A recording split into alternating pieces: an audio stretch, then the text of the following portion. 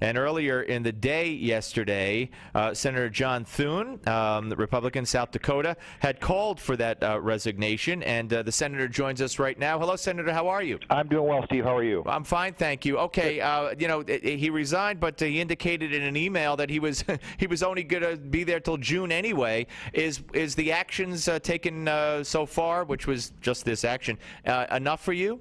And it's not. No, I mean I give him credit for at least taking that preliminary step. And as you mentioned, it's something that many of us had been calling for, particularly after we saw the Inspector General report.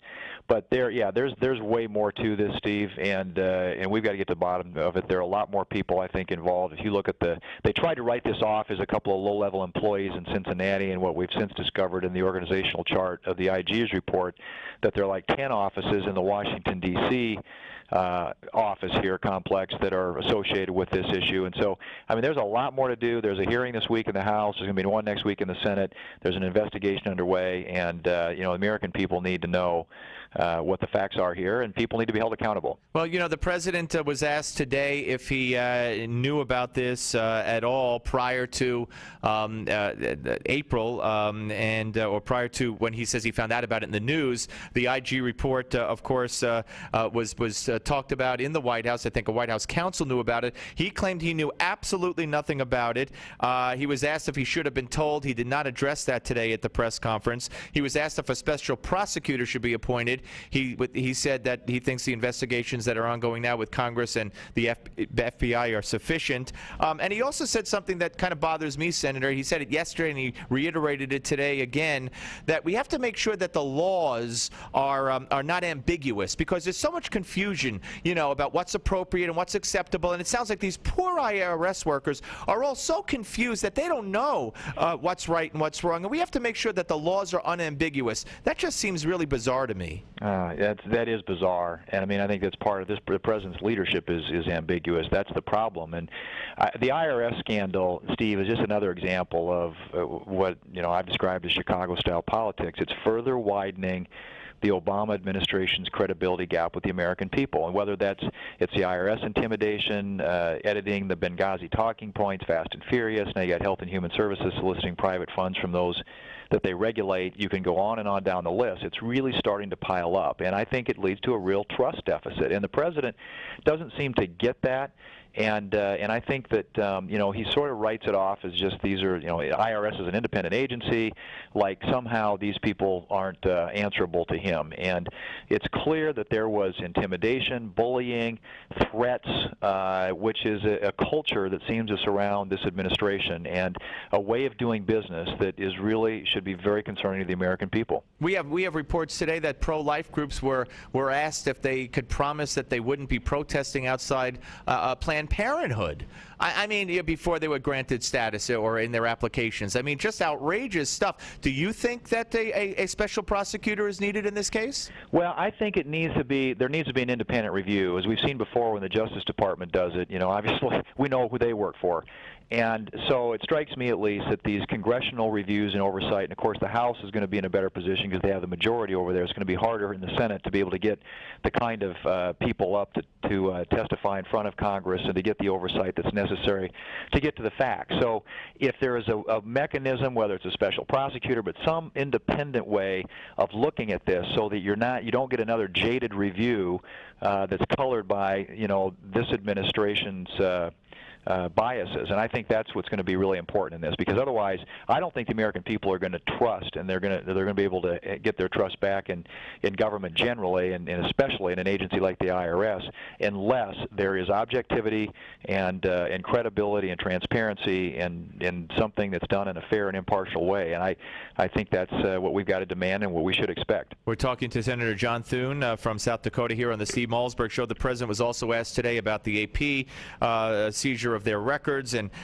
he said that he makes no apologies for what happened because national security was involved. Of course, yesterday the Attorney General on National Public Radio revealed that this has been done before. He couldn't remember how many times he signed off on seizing or bugging the phones and records of other media members, but he said it's been done before. And in that light, the president was also asked if he has confidence in Attorney General Holder. I want you to listen. This is a compilation of yesterday. Eric Holder asked on a variety of issues and scandals and what he knew. And I want you to listen to this if we can. Sure.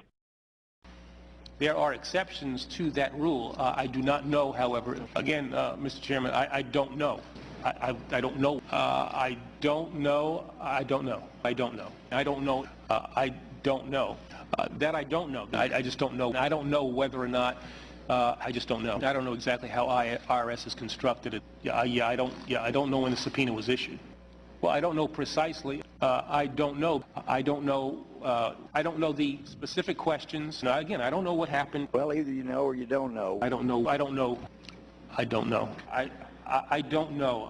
I just don't know when. I don't know. I'm not sure I know what you're talking about. Oh, all right. I did not know. I don't know what you all are going to ask me. I didn't know.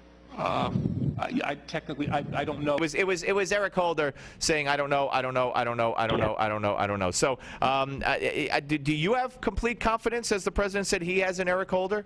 Well, no. I mean, obviously, Eric Holder has been associated now with so many different scandals. It's amazing he's still there, and I can't believe that the president, in particular this thing now, this more recent thing, had called him in the office and say, "Okay, please tell me what you were doing here," because. Again, what to me is it represents a culture that seems to just be pervasive in this administration. That you threaten, you bully, you intimidate your enemies, you help your friends attack your enemies, and you give them all the ammunition to do it. And it's just it is a pervasive thing with this administration. And I think that Eric Holder's conduct in the office is emblematic of that. And obviously there are so many things now piling up. It's hard to figure out which one to sort of focus on, but I think the takeaway coming out of this is that the president has a credibility gap.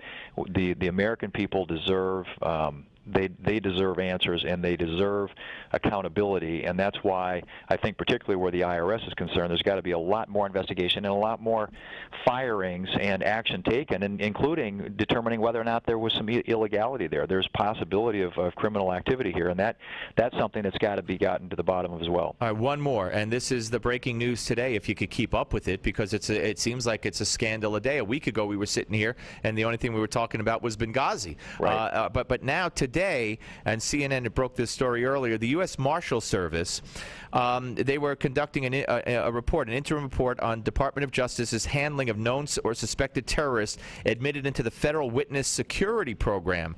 And they found, the Inspector General found the need to notify the Justice Department of national security vulnerabilities before his report was even finished. And what they found was they're unable to locate, the U.S. Marshal Service cannot locate 2 former participants in this Federal Witness Security Program identified as known or suspected terrorists.